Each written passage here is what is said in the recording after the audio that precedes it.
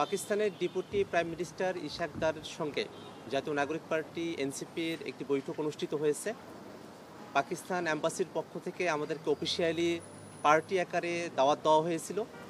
আমরা জাতীয় নাগরিক পার্টি এনসিপির তরফে 7 সদস্যের একটি প্রতিনিধি দল পাকিস্তানের ডেপুটি প্রাইম মিনিস্টার ইশাক দারের সঙ্গে আমরা সাক্ষাৎ করেছি। বাংলাদেশ এবং পাকিস্তানের বিষয়ে আমরা কথাবার্তা বলেছি।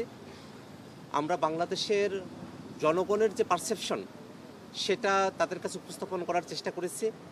জাতীয় নাগরিক পার্টি এনসিপি মনে করে বাংলাদেশে বিগত সময়ে পাকিস্তান এবং বাংলাদেশের মধ্যকার যে শত্রুভাবাপন্ন সম্পর্ক ছিল সেখান থেকে উন্নতির সুযোগ রয়েছে এবং সেক্ষেত্রে বাংলাদেশের জনগণের যে পারসেপশন সেটাকে সব থেকে বেশি সেন্সিটিভ আকারে আমাদের বিবেচনায় রাখতে হবে।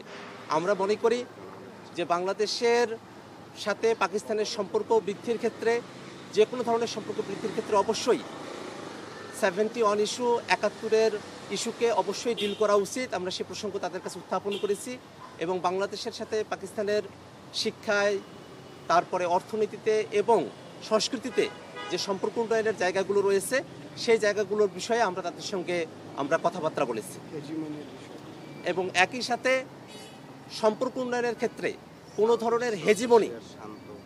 ধরনের হেজিমনি যাতে কাউকে প্রভাবিত না করে, কোনো ধরনের বিগ ব্রাদার সুলভ যে আচরণ সেটা গোটা দক্ষিণ এশিয়া নিয়ে আমাদের যে চিন্তা যে গোটা দক্ষিণ এশিয়ায় আমরা যেসব প্রতিবেশী দেশগুলো রয়েছি তাদের মধ্যকার সম্পর্ক হবে ভ্রাতৃত্বের এবং তাদের মধ্যে কোনো ধরনের হেজিমনি, কোনো ধরনের আগ্রাসন, কোনো ধরনের আধিপত্যবাদী মানসিকতা থাকবে না। সেই বিষয়গুলো নিয়ে আমরা পারস্পরিক কথাবার্তা বলেছি।